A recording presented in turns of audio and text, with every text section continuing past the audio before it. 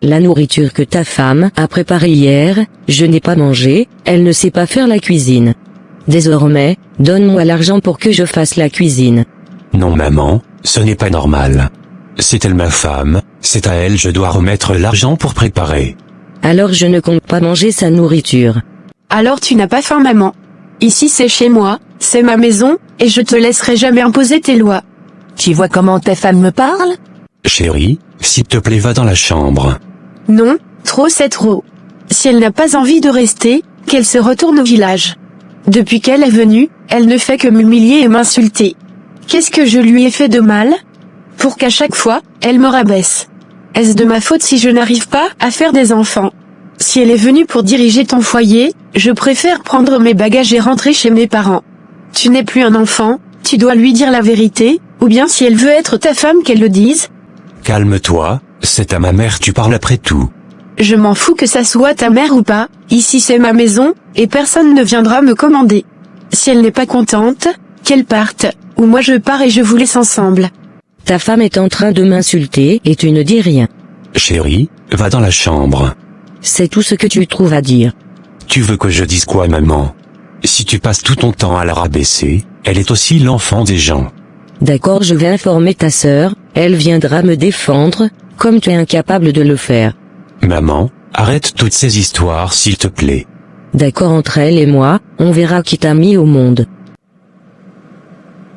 Je préfère rentrer chez mes parents, et je te laisse avec ta mère. Vraiment trop c'est trop. Chérie s'il te plaît calme-toi. Je vais régler ça. Toujours c'est ce que tu dis, mais tu ne fais rien. C'est pas facile chérie, après tout c'est ma mère. Moi aussi je suis l'enfant des gens, je ne suis pas quittée au ciel pour tomber.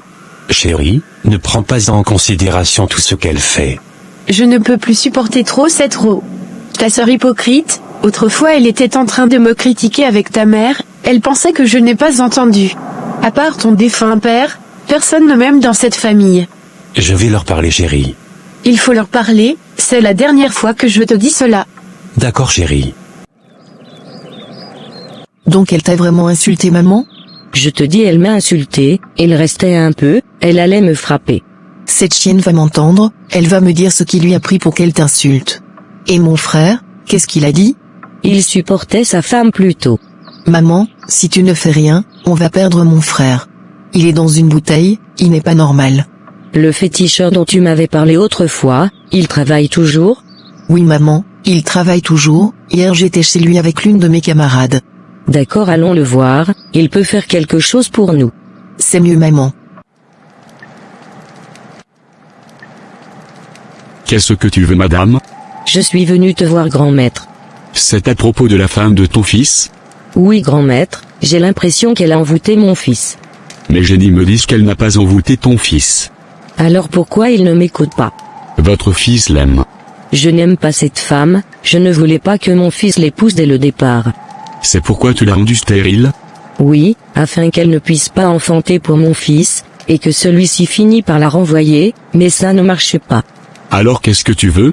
Je veux qu'ils se séparent, mon souhait a toujours été que mon fils épouse une femme de notre village. D'accord, si c'est ce que tu veux, je le ferai. À la sortie d'ici, à ta gauche il y a une poudre noire, prends cette poudre, et un œuf blanc, va casser cet œuf au carrefour, en disant tes vœux, et va verser cette poudre noire sur le lit conjugal de ton fils. Tu verras les résultats dans 3 jours. Merci beaucoup grand maître.